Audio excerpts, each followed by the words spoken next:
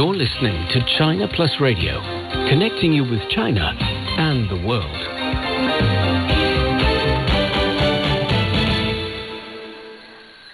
Now the news, I'm Wen Jie. Chinese authorities are deploying further measures to improve patient admission and survival rates and reduce infection and mortality rates to curb the pneumonia epidemic caused by the novel coronavirus. That is according to a meeting of the leading group of the CPC Central Committee on the Prevention and Control of the Novel Coronavirus Outbreak. Among measures to provide more beds to patients, a number of hotels, venues, and training centers will be used as sites to carry out centralized treatment of suspected infections and patients showing mild symptoms. A number of mobile hospitals and an additional 2,000 medical and nursing workers will be sent to Hubei. Teams of quality medical personnel will be organized to take over the management of intensive care hospitals or wards. Wuhan plans to convert another 8 public venues into hospitals to take on patients infected with the novel coronavirus. Local authorities say the city has already converted 3 public venues into makeshift hospitals, providing an extra 3,400 beds for patients with mild symptoms. The makeshift hospitals are distributed across the city to relieve the pressure on medical facilities. Construction on 2 major hospital projects, Huaxinshan and Leishanshan, will offer 2,600 beds for patients infected with coronavirus. A 9-month-old girl infected with the novel coronavirus is in stable condition. The girl is being treated at Beijing Ditan Hospital, one of the 20 hospitals designated to treat patients infected with the virus. The girl is in the same ward as her mother, who is also infected.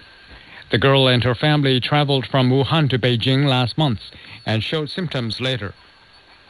Several officials in Hubei province have been removed from their positions for dereliction of duty in the fight against the coronavirus outbreak.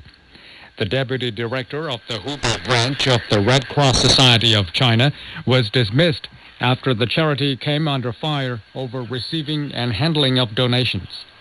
Investigations show the charity failed to distribute funds and relief goods in time to contain the spread of the coronavirus and disclosed misleading information on its actions. The Chinese government is streamlining its work in the prevention and control of the coronavirus outbreak.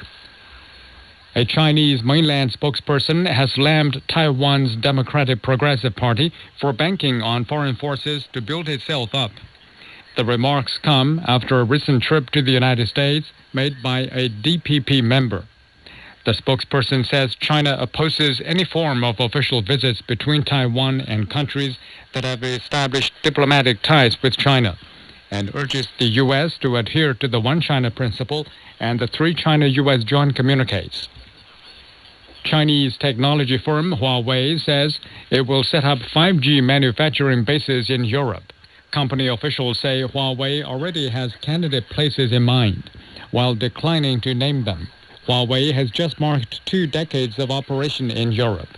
The company's future on the continent seems to be secured after recent EU and UK decisions to allow it to participate in building 5G infrastructure.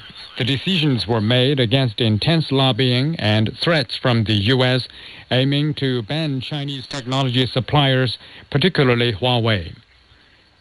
The UN Secretary-General is calling for an immediate end to hostilities between Turkish and Syrian troops in northwest Syria.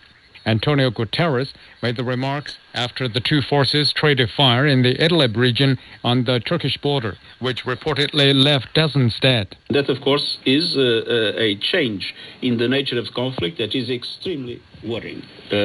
And one reason more for the cessation of hostilities before the escalation comes to a situation that then becomes totally out of control.